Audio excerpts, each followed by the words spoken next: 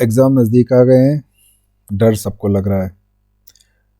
चलो इस डर को ख़त्म करते हैं और जल्दी जल्दी हम लोग लिमिटेड टाइम में अपने चैप्टर्स को रिवाइज करते हैं। तो ये हमारा चैप्टर नंबर 1 है, सीधी बात नो बकवास। चैप्टर नंबर 1 में हम स्टार्ट करते हैं कनिंघम से। कनिंघम कौन थे? ये first director general of ASI यानी आर्कियोलॉजिकल सर्वे ऑफ इंडिया थे। इनका इंटरेस्ट आर्कियोलॉजी के अंदर था और आर्कियोलॉजी में भी कौन सी? अर्ली हिस्टोरिक आर्कियोलॉजी यानी 6th सेंचुरी BCE से 4th सेंचुरी BCE की जो हिस्ट्री है उसकी आर्कियोलॉजी में इनका इंटरेस्ट था।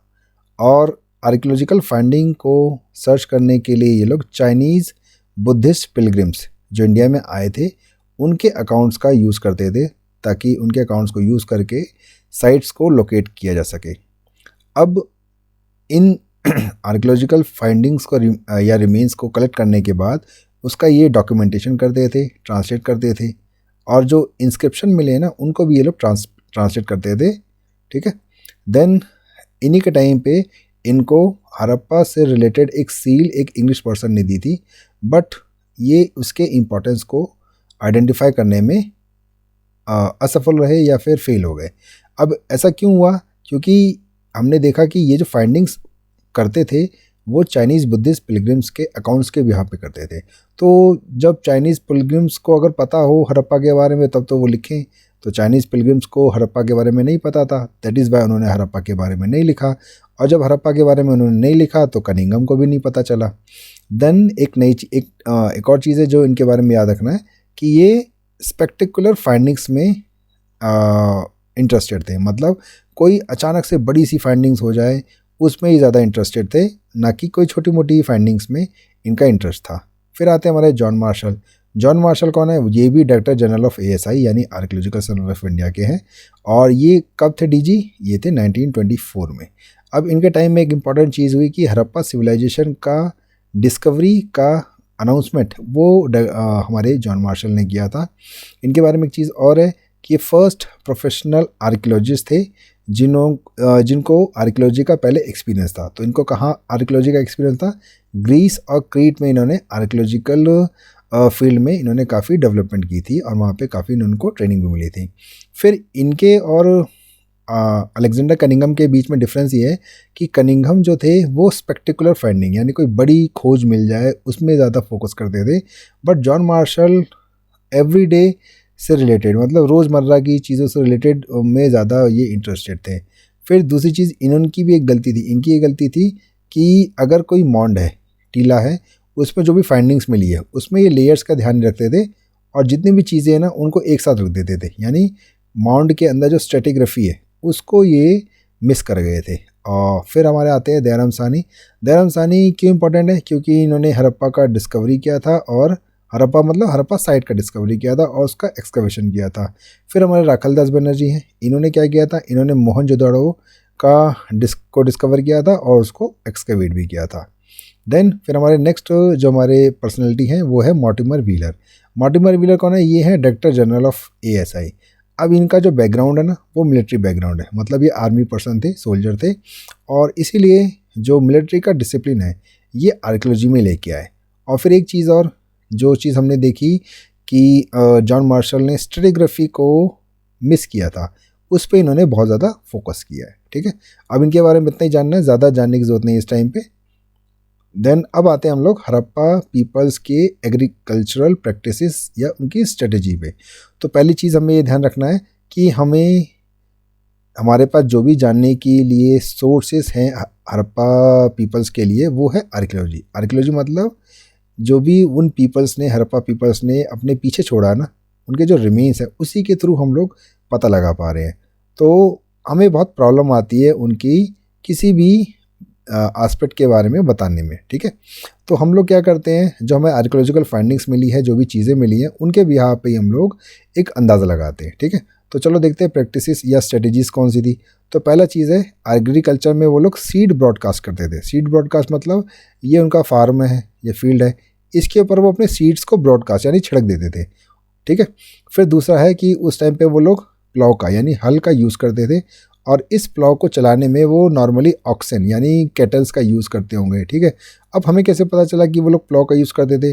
तो प्लाव के जो टेराकोटा मॉडल है, टेराकोटा मतलब मिट्टी के बने हुए खिलौने, वो हमें चोलिस्तान और बनावली से मिले हुए हैं। फिर एक चीज़ और, उस टाइम पे हम लोग देखते हैं कि वो लोग एक साथ 2 क्रॉप्स को इकट्ठे ग्रो करते थे। कैसे? ऐसे, एक ऐसे इन्होंने ग्रो करी इस लाइन में ऐसे करके, फिर एक ऐसे लाइन में ग्रो करी।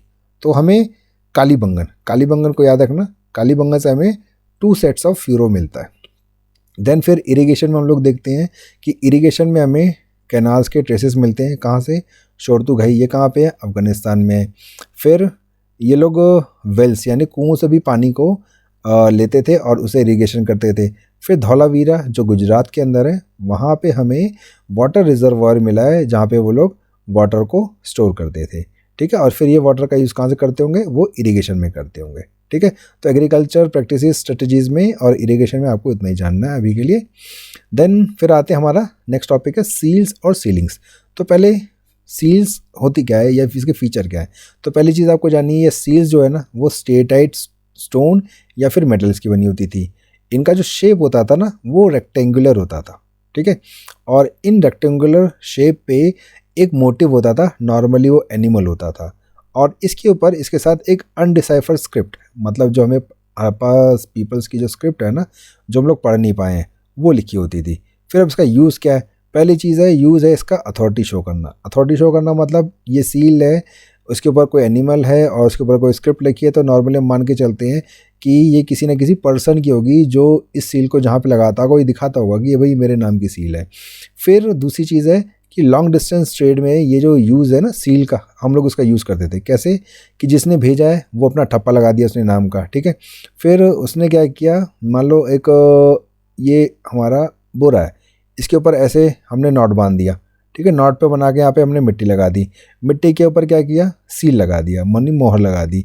अब ये अगर टेम्पर है तो मतलब किसी ने बीच में छेड़छाड़ की है, और अगर ये अनटेम्पर्ड पहुँच गई तो मतलब इस पर किसी ने छेड़छाड़ नहीं की, यानी ये सेफ्टी और सिक्योरिटी इंश्योर करती थी गुड्स की। तो ठीक है, सील एंड सीलिंग्स में आपको इतना ही जानना है। देन नेक्स्ट टॉपिक हमारा आता है क्राफ्ट प्रोडक्शन। क्राफ्ट प्रोडक्शन मतलब सिंपल है कि वहाँ हड़प्पा पीपल्स के लोग जो थे वो बहुत सारी चीज़ें बनाते थे, तो उसी को हमने क्राफ्ट प्रोडक्शन कहा है।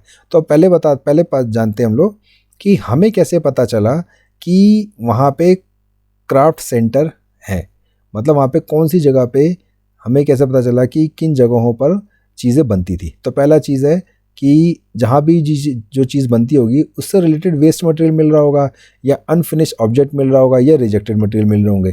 ठीक है, तो उसके थ्रू हमने पता लगाया कि भाई यहाँ पे ये पर्टिकुलर प्लेस जो है वो क्राफ्ट सेंटर होगा, यहाँ जहाँ पे चीज़ें बनती होंगी। फिर दूसरा चीज़ है कि जहाँ से हमें टूल्स की चीज़ें मिल जाए या रॉ मटेरियल मिल जाए, है ना, वो भी एक क्राफ्ट सेंटर रहा होगा। जैसे कई जगह हमें शेल्स यानी शंख के पूरे पूरे टुकड़े मिले हैं, कॉपर ओर मिला है, स्टोन के नोड्यूल्स मिले हैं, तो इसके बिहाफ पे हम लोग फाइंड आउट कर लेते हैं कि कौन सा पर्टिकुलर प्लेस क्राफ्ट सेंटर था या नहीं था।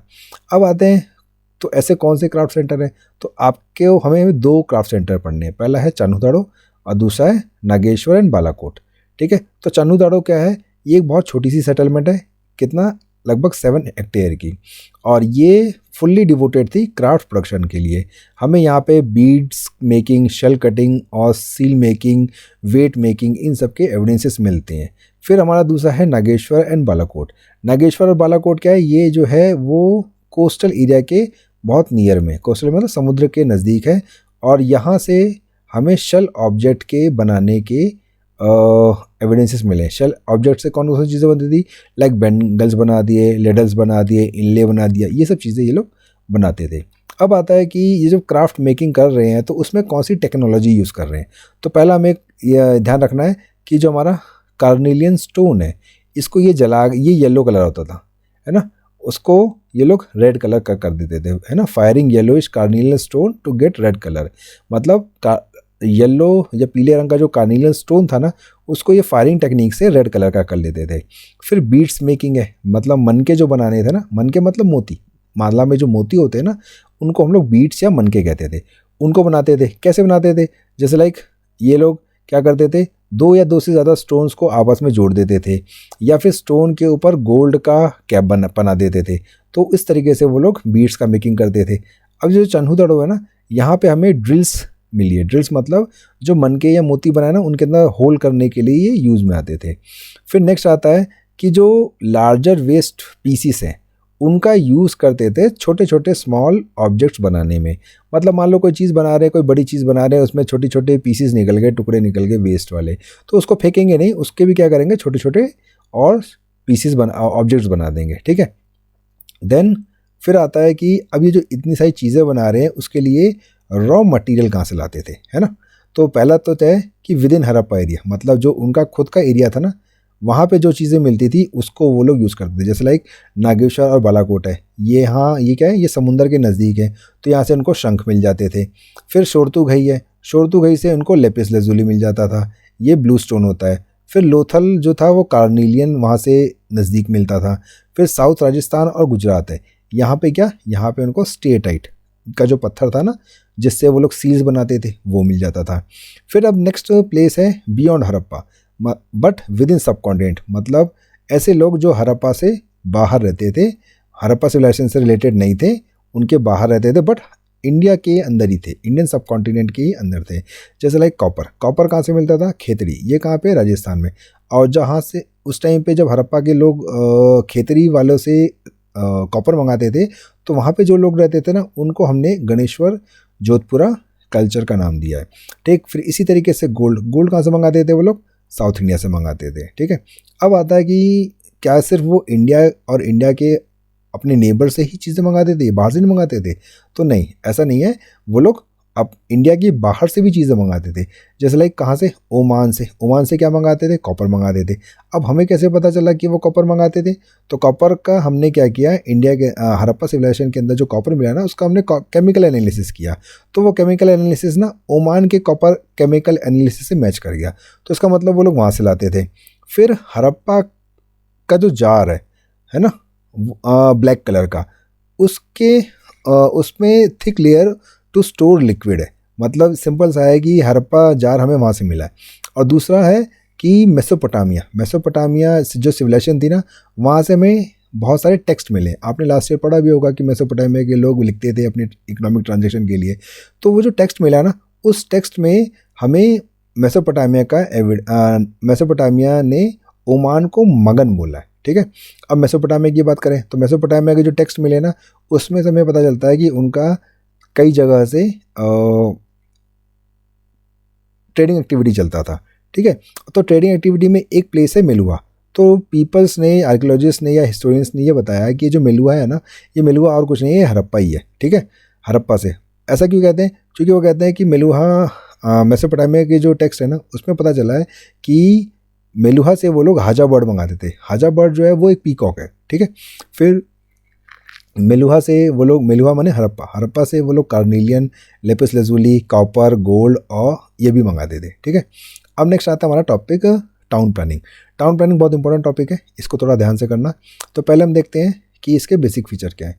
बेसिक फीचर में पहला फीचर यही है कि ज़्यादातर जो हड़प्पन साइट्स थी वो 2 सेक्शंस में डिवाइडेड थी। कौन कौन सा, सिटाडेल और लोअर। दूसरा, ये जो साइट्स थी ना वो फोर्टिफाइड थी। फोर्टिफाइड मतलब उनको चारों तरफ से एक फोर्ट्स या दीवार से घेर रखा था, ठीक है। फिर तीसरा पॉइंट है कि separation between Citadel and lower, मतलब ये चारों तरफ से घेरा है और फिर सिटाडेल भी अलग से घेरा हुआ है और लोअर भी अलग से बाउंड्री लाइन से घेरा हुआ है, ठीक है। तो जो सिटाडेल एरिया है वो छोटा है और एलिवेटेड, एलिवेटेड मतलब वो एक प्लेटफॉर्म पे बना हुआ है, ठीक है। और जो लोअर एरिया है वो नीचे बना हुआ है बट वो क्या है, वो बिग है, बड़ा है, ठीक है। देन प्लानिंग, प्लानिंग का मतलब ये है कि हड़प्पा के जो पीपल्स थे उन्होंने पहले कंस्ट्रक्शन करने से पहले प्लानिंग किया है और प्लानिंग करने के बाद फिर उसको इम्प्लीमेंट किया है, ठीक है। और तीसरी चीज़ ये है, नेक्स्ट चीज़ ये है प्लानिंग में कि इतना बड़ा एरिया को उन्होंने जब कंस्ट्रक्ट किया तो उसको कंस्ट्रक्ट करने के लिए लेबर्स को मोबिलाइज करना था, मतलब लेबर तो चाहिए होंगे ना। जैसे लाइक ऐसा माना गया कि 4 मिलियन पर्सनस डे यूज़ हुआ इसके फाउंडेशन को कंस्ट्रक्ट करने के लिए, ठीक है। अब देन ब्रिक्स की बात आती है, ब्रिक्स कैसे यूज़ किए, तो ब्रिक्स उन्होंने दोनों टाइप के यूज़ किए, चाहे वो सन ड्राइड हो चाहे वो बेक्ड डिग्रीज हो, मतलब सूरज की धूप में पकाई गई ईंटें हों या फिर आग की भट्टी में पकाई गई ईंटें हों, दोनों तरह की ईंटें उन्होंने यूज़ की हैं। और जो जो ईंटें थी ना उनका रेशियो फिक्स था, मतलब लंबाई चौड़ाई ऊंचाई, है ना, 1:2:4 होता था। देन अब आता है ड्रेनेज। ये टॉपिक इंपॉर्टेंट है, थोड़ा ध्यान से करना। ड्रेनेज में पहला चीज़ आपको ध्यान रखना है कि ड्रेन्स मतलब जो नालियाँ थी ना, उनको पहले बनाया है घरों से। मतलब पहले नालियाँ बनाई हैं फिर घर बनाए हैं, ठीक है। अब ये जो नाली है ना, ये ग्रिड पैटर्न में, ग्रिड पैटर्न में मतलब ड्रेन्स जो है ना वो एक दूसरे को राइट एंगल पे कट करती हैं। तीसरा चीज़ है कि ये जो वेस्ट मटेरियल निकलता था ना इन ड्रेन्स से, वो पहले सड़क की नाली में आता था, ठीक है। तो इट मीन्स कि हर घर जो है ना वो कहीं ना कहीं किसी न किसी सड़क की नाली से कनेक्टेड था, तभी तो सड़क की नाली में आएगा। फिर नेक्स्ट है कि ये जो कचरा है ना वो सड़क की नालियों से होते हुए मेन चैनल से होता हुआ बाहर आता था, ठीक है। और ये जो ब्रिक्स है ना, ये ब्रिक्स और मोटार दोनों से मतलब जोड़ रखा था। मतलब एक तरीके से ऐसा नहीं था कि ईंटें टूट जाएंगी या फिर नाली टूट जाएगी, ठीक है। और इन नालियों को ऊपर से कवर कर रखा था लूज ब्रिक्स के, ताकि जब भी उनको सफाई करनी है तो ईंट उठाई और उन्होंने सफाई कर दी। और इन नालियों में एक जेंटल स्लोप होता था कि पानी अपने आप धीरे धीरे नीचे आ जाएगा, है ना, ऐसा नहीं है कि कहीं कलेक्ट हो गया हो, ठीक। फिर आता है अब हाउस प्लानिंग, मतलब वहाँ के जो हाउसेस थे वो कैसे थे। तो पहला चीज़ है कि centred on a courtyard with room on all side, मतलब चारों तरफ रूम है और बीच में एक कोर्टयार्ड है, ठीक है। अभी जो कोर्टयार्ड था वो सेंट्रल ऑफ एक्टिविटी था। सेंटर ऑफ एक्टिविटी का मतलब है कि इस कोर्टयार्ड में कुकिंग वीविंग जैसी एक्टिविटीज़ होती थी, या फिर मान लो कोई फेस्टिवल सेलिब्रेट करना है वो सब होता था। अब इन लोगों ने घर बनाते टाइम पे ना प्राइवेसी का बहुत कंसर्न रखा था। प्राइवेसी का मतलब ये है कि सबको एकदम से नहीं दिखाना ना, कि जो भी घर में घुसे तड़े से उसको पूरा सब कुछ दिख जाए, ऐसा नहीं था। मतलब no direct view of interior, मतलब दरवाजे से घुसोगे तो आपको एकदम इंटीरियर का पूरा व्यू नहीं दिखेगा, ठीक। फिर नेक्स्ट है सेकंड स्टोरी और रूफ, मतलब इन्होंने घर बनाया तो घर के साथ सीढ़ियाँ भी बनाई। तो सीढ़ियों का मतलब क्या है, सीढ़ियों का मतलब ये है या तो वो छत का यूज़ करते होंगे या फिर उन्होंने दूसरा माला भी बना रखा होगा। अब हमें रिमेन्स नहीं मिले तो अब क्या करें, नहीं मिले, लेकिन सीढ़ियाँ तो मिली हैं। सीढ़ियों का यूज़ क्यों करता है आदमी, या तो दूसरे माले पे जाने के लिए करेगा, या तो फिर उसने दूसरा छत का यूज़ कर रहा होगा इसलिए बनाया होगा। फिर नेक्स्ट है कि घरों के अंदर वेल्स यानी कुएं होते थे, जैसे मोहनजोदड़ो में हमें 700 कुएं मिले, ठीक है।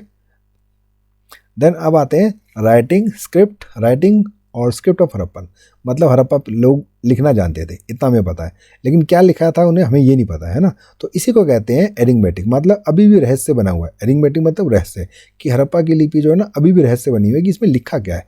तो ये जो हड़प्पा की स्क्रिप्ट्स है ना वो ज़्यादातर हमें सील्स पे मिलती है, ठीक है।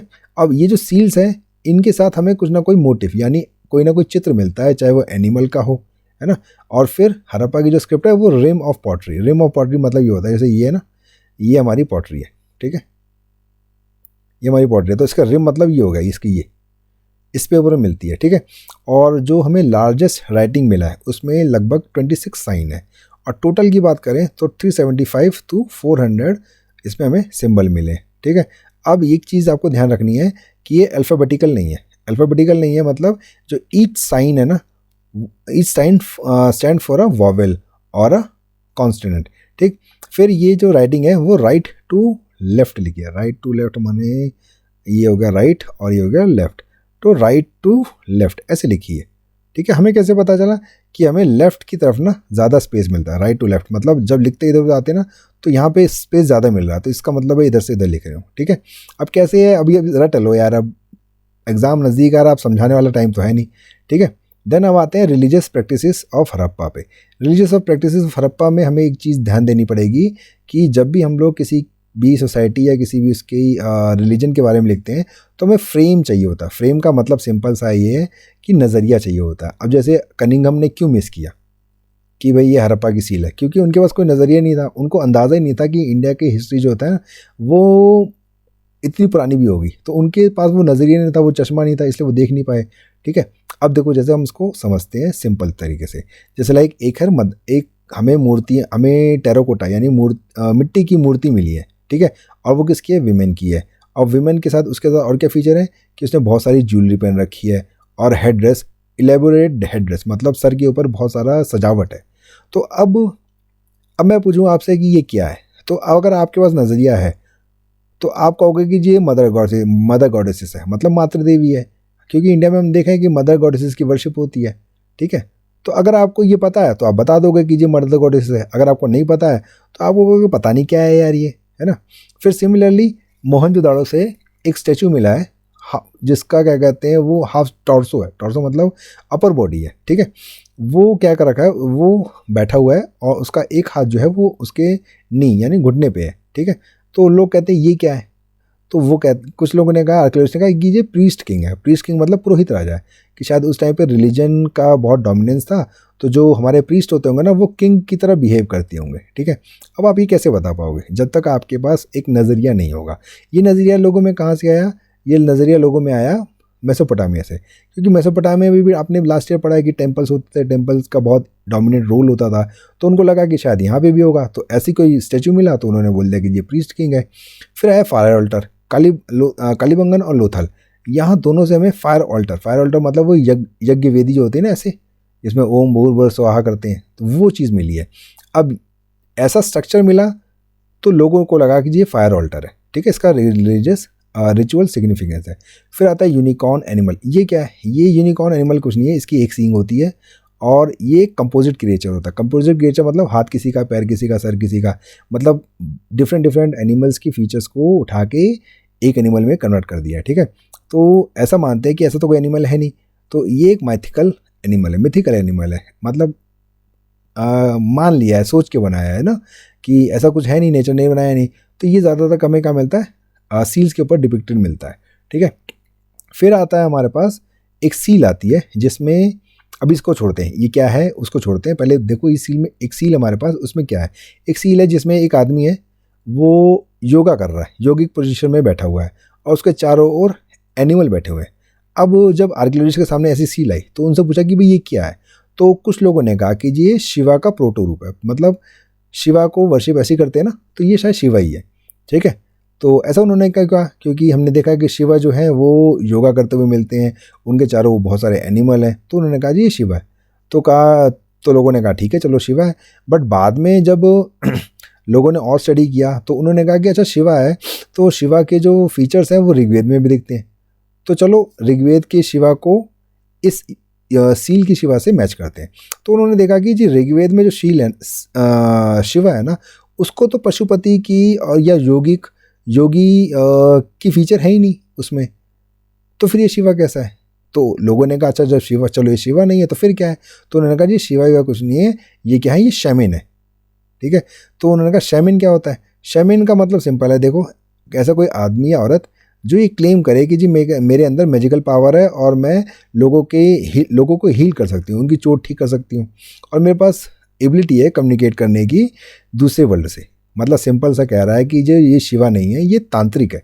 तांत्रिक बोलता है ना कि जी मैं तो मतलब जादू टोना काला जादू करके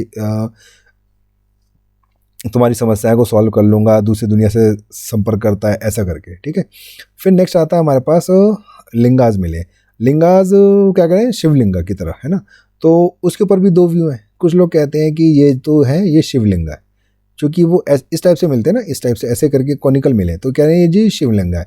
बट कुछ लोग कहते हैं नहीं जी ये तो, जैसे हम लूडो खेलते हैं ना, लूडो के अंदर ऐसी गोटियाँ होती हैं, तो कहते हैं नहीं जी कॉनिकल स्टोन जो है ना वो क्या है, वो गेम से रिलेटेड है, ठीक। अब आते हैं हम लोग सबसिस्टेंस स्ट्रेटेजीज और डाइटरी प्रैक्टिस। इसका क्या मतलब है, इसका सिंपल सा मतलब है कि हड़प्पा के लोग खाते पीते क्या थे और हमें कैसे पता चला कि वो क्या खाते पीते थे, ठीक है। तो पहला चीज़ है, देखो हमें कैसे पता चलेगा, हमें सिंपल सा आर्कियोलॉजिकल फाइंडिंग से पता चलेगा। जो वो अपने पीछे छोड़ गए हैं जला पिला या फिर कटा या फिर कुछ भी कूड़ा करकट, उसमें हमने देखा कि हमें खाने वाली क्या क्या चीज़ें मिली हैं, ठीक है। तो पहला तो हमें फूड ग्रेन्स मिले, फूड ग्रेन्स मतलब अनाज के दाने मिले। अब अनाज के दानों को पता कैसे लगाया है कि ये कौन सा अनाज है, तो उसमें एक पर्सन होता है आर्कियोबॉटनिस्ट। आर्कियोबॉटनिस्ट वो होता है, बॉटनी तो आपने पता ही होगा कि जो वनस्पति विज्ञान या पेड़ पौधों की स्टडी करता है वो होता है। और आर्कियोबॉटनिस्ट क्या होता है, जो पुराने चीज़ों को स्टडी करके बताया कि ये कौन सी चीज़ है खाने पीने की ना। तो हमें क्या पता चला कि आर्कियोबॉटनिस्ट ने बताया कि जो ये दाने मिले ना, तो जले वले जैसे भी मिले, वो या तो वीट है या तो चिकपी है, बार्ले है, सीसेम है, ये सब मिले। ये कैसे मिले, हमें जले हुए मिले। फिर अगर गुजरात में बात देखो तो गुजरात में हमें मिलेट्स मिलती है, और जो राइस है ना वो बहुत रेयर है। फिर इसी तरीके से जब हमने उनकी खुदाई वगैरह करी, ये सब किया, तो उसमें हमें बहुत सारे बोन्स मिली, ठीक है। अब बोन्स को कैसे पता लगाएंगे कि कौन है, तो ऐसी एक और पर्सनैलिटी है जू आर्कियोलॉजिस्ट या आर्कियोजूलॉजिस्ट। इन लोगों ने बताया पहली चीज़ बताई कि ये जो आपको बोन्स मिले ना, ये बोन्स जंगली एनिमल की नहीं है, ठीक है, वाइल्ड एनिमल की नहीं है। ये जो एनिमल है ना वो कौन सा एनिमल है, डोमेस्टिकेटेड एनिमल है। तो कौन सा एनिमल है ये, शीप है, चाहे गोट है, बफेलो है, पिग है, कैटल है, ये सब एनिमल है। तो ये सब वो लोग खाते चबाते रहते होंगे। फिर नेक्स्ट आता है, ऐसा नहीं है कि सिर्फ डोमेस्टिकेटेड एनिमल के ही उनको पास हमें बोन्स मिले हैं, हमें वाइल्ड एनिमल के भी मिले हैं, जैसे लाइक बोन्स ऑफ बोअर, मतलब जंगली सुअर के मिले हैं, डियर और घड़ियाल, इनकी भी बोन्स मिले हैं, पता नहीं क्या क्या खाते जा रहे हैं, ठीक है। फिर नेक्स्ट आता है प्रोसेसिंग ऑफ फूड। अब ये सब इतना खाते चबाते थे तो उसको तैयार कैसे करते थे, तो तैयार करने के लिए उसको ग्राइंडिंग भी करते थे, मिक्सिंग भी करते थे, ब्लेंडिंग भी करते थे। कुकिंग के वेसल्स भी हमें मिले हैं, चाहे वो पत्थर के हों, चाहे वो मेटल के हों, या फिर टेराकोटा या मिट्टी के हों, है ना। तो मतलब ये सब बर्तनों का यूज़ करके वो बनाते थे, ठीक।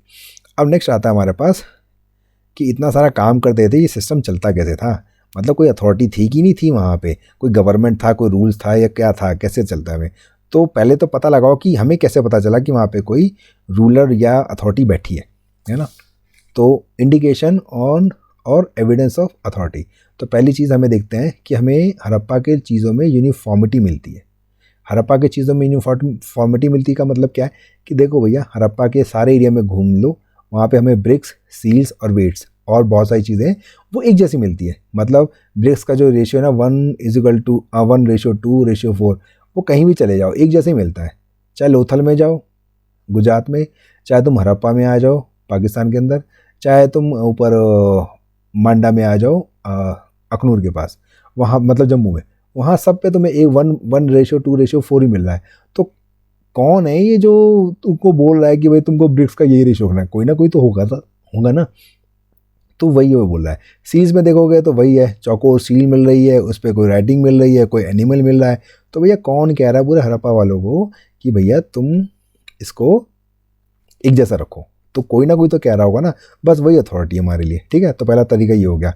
फिर दूसरा चीज़ है कि ये जो सेटलमेंट है ना, किसने कही कि इसी जगह बनेगी, किसी ना किसी ने तो डिसाइड किया होगा ना कि भैया यहीं बनाएंगे, यही बढ़िया जगह है। तो वो भी कोई ना कोई पावर होगी, कोई ना कोई अथॉरिटी होगी, वही बोल रहा है। फिर नेक्स्ट चीज़ है कि सेटलमेंट है, ठीक है। हमने क्या देखा था कि सिटीडल पार्ट एलिवेटेड होता है। अब ये जो एलिवेटेड है प्लेटफॉर्म है, इसको बनाने के लिए लेबर को मोबिलाइज किया होगा, है ना, कंस्ट्रक्शन करने के लिए, और उसके ऊपर बनाने के बाद हमने बहुत सारी बिल्डिंग्स बनाई हैं। तो भैया इसको बनाया है किसने, उनको पैसे किसने दिए होंगे, लेबर्स को लाया कौन होगा, है ना। ये सब चीज़ें कोई ना कोई तो डिसाइड कर रहा होगा ना, कोई ना कोई तो अथॉरिटी होगी, कोई ना कोई तो होगा जिसने ये टास्क करवाया, ठीक है। फिर आता है long distance trade for procuring raw material. अब हमें पता चला कि ओमान से भैया कॉपर आ रहा है, ठीक है, खेतड़ी से कॉपर आ रहा है, ठीक है, शोरदुगई से हमारा लेपिस लजूली आ रहा है। अरे ये ला कौन रहा है ना, ला कौन रहा मतलब कोई ना कोई तो होगा जो ट्रेड को कंट्रोल कर रहा होगा, तो वही तो अथॉरिटी है। अब कौन अथॉरिटी है वो देखेंगे बाद में, लेकिन ये तो पता चला ना कोई लाठी लेके बैठा हुआ है कि जी ऐसे ही करना, बस वही अथॉरिटी है, ठीक है। फिर इसी तरीके से हमने सेटलमेंट बनाई, है ना, हमने एक साइट पकड़ ली, साइट पे हमने कोई ना कोई तो बताएगा ना कि जी सिटेडल, ये हमारा जो एरिया है वो सिटेडल है, ये हमारा लोअर टाउन है, सिटेडल एरिया है वो एक प्लेटफॉर्म पे बनेगा, है ना। कोई ना कोई तो लाठी लेके बता रहा होगा, तो जो लाठी लेके बैठा है वही हमारी अथॉरिटी है, ठीक। अब ये बताना है हमारा कि ये किस टाइप की अथॉरिटी है, कौन सी लाठी लेके बैठा है ना। तो उस पर जो आर्कियोलॉजिस्ट है ना, उनकी अपनी अपनी इंटरप्रिटेशन है। पहला क्या बोलता है कि देखो कोई रूलर नहीं था, ठीक है, हर कोई अपनी क्या कहते हैं पावर को एंजॉय कर रहा था। अब ये थोड़ा सा प्रॉब्लमेटिक है कि भाई जब कोई रूलर ही नहीं है, हर कोई अपना इक्वल स्टेटस एंजॉय कर रहा है, तो ये यूनिफॉर्मिटी कैसे आ रही है ना। भाई मैं थोड़ी है, मैं जैसा हूँ वैसा तुम थोड़े हो, तुम अपना हिसाब से करोगे, मैं अपना हिसाब से करूँगा, तो ये कौन है। तो ये थोड़ा सा अनएक्सेप्टेबल है, लेकिन फिर भी आप लिख लेना, ठीक है, लिखना है ना, थोड़ा आंसर भी तो बड़ा लगना चाहिए ना। फिर कुछ कहते हैं जी सेवरल रूलर थे, एक नहीं बहुत सारे रूलर थे, मतलब हर सिटी का अपना एक रूलर होता था। हड़प्पा का अपना रूलर है, मोहनजोदड़ो का अपना रूलर है, उनके बीच में कंसेंस था कि जी कुछ चीज़ों में तो सब सेम रखेंगे, बाकी तो अपना देख लेना, ठीक है। तो ये भी थोड़ा सा एक्सेप्ट करने में थोड़ा सा हमें प्रॉब्लम हो रहा है। हाँ, अब ये आया सिंगल रूलर कि पूरे हड़प्पा का एक ही रूलर होगा कोई, क्यों, क्योंकि हमें जो आर्टिफैक्ट्स में यूनिफॉर्मिटी मिलती है ना, बीट्स चाहे लोथल से चले जाओ ऊपर जम्मू तक एक जैसा ही मिल रहा है, ब्रिक्स एक ऊपर से नीचे तक चले जाओ एक ही मिल रहा है, मतलब हर घर में चाहे वो जम्मू का घर हो हड़प्पा के टाइम का या फिर लोथल के टाइम का, सबका एक जैसा मिल रहा है। तो ये हो सकता है ना, सिंगल रूलर। बट प्रॉब्लम ये है इसमें भी कि यार उस टाइम पे इतने मीन्स कहाँ थे, इतने कम्युनिकेशन वो कहाँ थे कि ऐसा होगा, है ना। तो वो थोड़ा हमें जानने मुश्किल है मानने में। लेकिन फिर भी भाई जब हमने कहा कोई रूलर नहीं है, बहुत सारे रूलर हैं, तो ऐसे ठीक है, एक और लिख देते हैं, सेवरल रूलर थे। अब कुछ लोग कह रहे हैं कि नहीं जी, वहाँ पे प्रीस्ट किंग था, मतलब जो मंदिर का या कोई पुजारी वुजारी वगैरह होगा ना, वही था वहाँ का रूलर, जो धर्म का डंडा दिखा के सबको एक जैसा रखता होगा। बट प्रॉब्लम ये है ना कि ये जो व्यू है ना, ये मेसोपोटामिया से इंपोर्ट किया है आर्कियोलॉजिस्ट ने, कि भाई कुछ नहीं दिख रहा तो चलो इसी को लगा देते हैं। क्यों हड़प्पा के टर्म्स में इसको एक्सेप्ट करना क्यों मुश्किल है? क्योंकि ना तो यहाँ पे पैलेस मिले, ना तो टेम्पल मिले, तो कैसे मान लें? चलो मान लेते हैं यार, लिखना है अपने को, आंसर लिखना है, आंसर में थोड़ा सा बढ़ा देंगे एक पॉइंट, और क्या चलना है, ठीक है। अब लास्ट जो हमारा है कि entire community collectively made and implemented complex decision. अब ये बताओ एक और काम, यहाँ एक आदमी तो डिसीजन ले ना पा रहा, पूरा का पूरा कम्युनिटी डिसीजन लेगा, है। लेकिन ठीक है चलो भाई, आंसर को बड़ा करना है इसलिए हम लिखेंगे कि भाई सारी की सारी कम्युनिटी क्या करती थी, एक साथ डिसीजन मेकिंग करती थी और कॉम्प्लेक्स डिसीजन को इम्प्लीमेंट करती थी, ठीक है। तो ये सारा हो गया हमारा। अब हमारा है सोशल डिफरेंसेस इन हड़प्पा। मतलब जो हड़प्पा के लोग थे ना, क्या एक जैसे थे? उनमें कुछ ऊंच नीच, गरीब अमीर, या फिर छोटा ऊंचा बड़ा, ये सब कुछ था कि नहीं था? तो पहले तो हम पता लगाते हैं, हमें कैसा पता चला कि वहाँ पे है ऐसा? भाई ना तो हमें वहाँ के लोग मिले, अब साले मर गए सारे के सारे, तो हमें कैसे पता चला? तो पहला चीज़ है कि वो मर तो गए, लेकिन मरने के बाद उन्होंने क्या किया, दफनाया। और दफनाने के टाइम पे ना कुछ लोगों को स्पेशल ट्रीटमेंट दिया है। स्पेशल ट्रीटमेंट मरने के बाद, ये कैसे हो गया? तो सिंपल सा देखो है कि मरने के बाद उनको दफनाया, दफनाने के लिए गड्ढा खोदेंगे, तो गड्ढा जब उन्होंने खोदा ना, तो गड्ढा खोदने के बाद उसके ऊपर ईंटें बिछा दी गड्ढे के अंदर, फिर डेड बॉडी को रखा, और फिर डेड बॉडी के साथ साथ उन्होंने ज्वेलरी को रखा, शेल रिंग्स को रखा, कॉपर मिरर बीड्स, ये सब रख दिया। अब ये सब क्यों रखा? उनका मानना था ये मरा है, ये मरने का मतलब है ये दुनिया छोड़ी है उसने, ये दुनिया छोड़ के दूसरी दुनिया में गया है, और दूसरी दुनिया में गया है तो कुछ ना कुछ तो चाहिए होगा उसको, तो इस तरीके से उसने ये सब चीज़ें रख दी, मतलब उनको स्पेशल ट्रीटमेंट मिला। फिर वहीं कुछ लोग ऐसे थे जिन्हों मरे, उनको गड्ढा खोदा, गड्ढा खोद के उनको ऐसे लिटा के ऊपर से मिट्टी डाल दी। अब देखो कुछ लोग हैं जिनको गड्ढा खोदने के बाद उसके ऊपर ब्रिक्स बिछाई, फिर उनके साथ ये सब चीज़ें रखी, और कुछ को गड्ढा खोद के सीधे लिटा दिया। तो दोनों में डिफरेंस मिला ना, तो शायद ऐसे ही होगा, शायद ये अमीर आदमी होगा जिसको इतना अच्छा ट्रीटमेंट मिल रहा है, और ये सारा गरीब होगा, कुछ नहीं होगा इसके पास, इसलिए इसको ऐसे उठा दिया, ठीक है। फिर आता है थ्रू आर्टिफैक्ट्स। थ्रू आर्टिफैक्ट्स मतलब हम जब हड़प्पा के रिमेन्स को स्टडी करते हैं ना, तो कुछ आर्टिफैक्ट्स हैं जो यूटिलिटेरियन है, गुड्स हैं, आर्टिफैक्ट्स हैं, मतलब ये कि डे टू डे यूज़ करते होंगे चीज़ों को, है ना, जैसे मिट्टी के बर्तन हो गए, ठीक है। और फिर वहीं कुछ चीज़ें ऐसी मिली जो लग्जूरियस आर्टिफैक्ट है, जो शायद कोई अमीर आदमी यूज़ करता हो, जैसे लेपिस लेजुली, कार्निलियन, ये सब। तो इसके थ्रू भी हमें बदलता है कि अच्छा जो मिट्टी के मटके यूज़ कर रहा है वो गरीब ही होगा, और जो मेटल के यूज़ कर रहा है या फिर उसके पास लेपिस लेजुली या बीट्स या मनके या फिर ज्वेलरी मिल रही है, वो अमीर ही होगा, मतलब ऊंचा नीचे होगा। फिर नेक्स्ट आता है हाउसिंग या अर्बन लेआउट में जो डिफरेंस मिलता है। हमने देखा ना कि जो हड़प्पा की जो साइट्स थी वो दो पार्ट में डिवाइड है, सिटेडल है फिर लोअर है। अब सिटेडल वाला ऊपर बैठा हुआ है एलिवेटेड में, और लोअर वाला बेचारा नीचे बैठा हुआ है। तो मतलब जो ऊपर बैठा हुआ है, अच्छी जगह पे रह रहा है, पॉश एरिया में रह रहा है, वो अमीर ही होगा ना, और जो लोअर एरिया में रह रहा है वो लेबर क्लास ही होगा, ठीक है। सिंपल सी बात है, इतना तो आप भी जान लो यार, ठीक है। अब फिर नेक्स्ट आता है control of trade and resources. मतलब जो इतना बड़ा ट्रेड था, ओमान में चल रहा है ना, यहाँ से चीज़ें बन के ओमान जा रही है, मेसोपोटामिया जा रही है, फिर वहाँ से भी चीज़ें यहाँ आ रही हैं। अब ये कोई गरीब आदमी थोड़े करेगा, है ना, ये तो अमीर आदमी करेगा। तो इसका मतलब पता चल रहा है कि वहाँ पे कोई अमीर लोग भी थे, और इस अमीर आदमी का भी पता चलता है कि ये जो अमीर आदमी था ना, ये सील्स वगैरह यूज़ करते थे, और जब वो ये चीज़ें एक जगह से दूसरी जगह भेजते थे तो उसके ऊपर अपनी मोहर लगा देते थे कि हाँ भाई पहचान लो कि मेरी चीज़ है, हाथ नहीं लगाना इसको फालतू में, ठीक। चलो अब आते हैं लास्ट टॉपिक पे। लास्ट टॉपिक क्या है? Decline of Harappa civilisation. अब डिक्लाइन ऑफ हड़प्पा सिविलाइजेशन का सिंपल पहले मीनिंग समझो, इसका होता क्या है। डिक्लाइन का मतलब यहाँ ये नहीं है कि हड़प्पा के लोग मरमुरा गए, सब कुछ ख़त्म हो गया, है ना, बात ये मतलब नहीं है इसका। इसका मतलब ये है कि जो हड़प्पा के लोग जो शहरों में रह रहे थे ना, अब वो शहर छोड़ के गाँव चले गए हैं, उन्होंने शहर की लाइफ छोड़ दी है ना। बताओ, बड़े पागल लोग थे यार। गाँव शहर छोड़ के गाँव कौन जाता है यार? चलो ये लोग गए हैं इसलिए हम मान लेते हैं, ठीक है। तो decline means end of city life, not the end of Harappan. और ये कब हुआ था? 1800 BCE में हुआ था, ठीक है। ये आप ध्यान रखना, ठीक। मतलब डिक्लाइन का मतलब है शहर छोड़ के गाँव गए, ठीक है। तुम मत जाना, तुम गाँव से शहरी आना, ठीक है। अब हमें कैसे पता चला कि वो लोग डिक्लाइन कर गए थे? भैया हम 1800 BCE में हुआ चीज़ और आज हम रह रहे हैं 2025 में। हमें कैसे पता चला? तो हमें ऐसे पता चला कि जब हमने उनकी एक्सकवेशन वगैरह किया ना, तो उनकी जो मैच्योर साइड थी, मैच्योर साइड मतलब जब वो शहर वाले फेज़ में जी रहे थे, वो शहर उन्होंने छोड़ने स्टार्ट कर दिए, ठीक है। और छोड़ने के बाद वो कहाँ गए? छोड़ने के बाद वो उन्होंने नई जगह गए। नई जगह कौन सी? गुजरात में गए, हरियाणा में गए, वेस्टर्न यूपी में गए, ठीक है। मतलब मैच्योर साइड हड़प्पा, मोहनजोदड़ो, लोथल, इन सबको छोड़ के वो दूसरे एरिया में गए, ठीक।